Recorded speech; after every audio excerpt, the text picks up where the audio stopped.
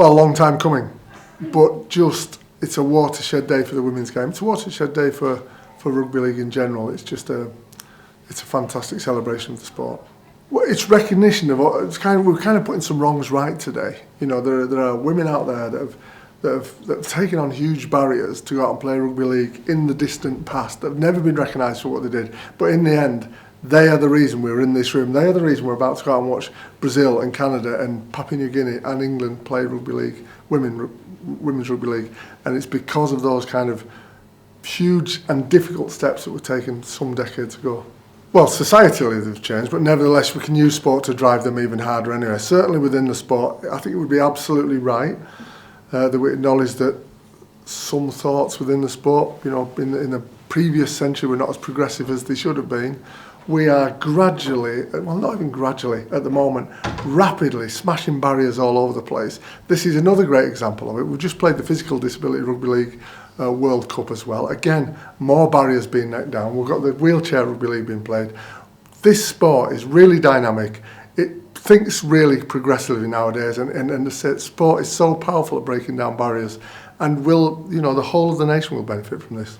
As far as we're concerned, we want to grow the rugby league family. If people want to come in the rugby league family, we will embrace them with open arms. We will do our very best to kick all barriers down which enable people to access this sport. If people want to play rugby league, get involved in rugby league, doesn't have to necessarily be playing. You know, we want to make that possible for anybody, and you'll see we do make huge strides. There's plenty more strides to go, but you know, join the rugby league family. I think, again, you know, go back to attitudes. The landscape's changed dramatically. You know, you can qualify on two basic levels, to be honest. One is, even if you look at it from a performance point of view, you need happy, healthy athletes if they're going to perform at their best of their abilities. Secondly, on a more kind of humane point of view, again, to make people productive human beings, you've got to look after their mental welfare, and we all absolutely understand that.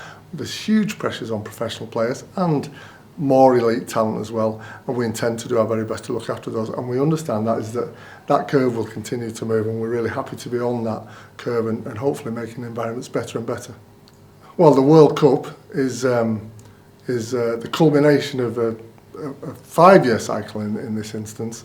It brings together all that is fabulous about rugby league. It brings together cultures and noise and diversity, and they all just clash together and they create a whole lot of chaos, which I love, absolutely love. So, you know, embrace it. I don't know when the next World Cup's going to be on this island, but we just have to wrap our arms around it, go with the chaos and just have a load of fun with it. Well, I'd like the women's side of the game to turn professional. I think we're on the cusp of that. You might have heard a mention of it in there. We're very, very close. The game is growing. I think people are accepting that it's, you know, lots of those barriers have fallen away. In 2018, I launched the England Performance Unit, which included the men's, women's and wheelchair units under one umbrella.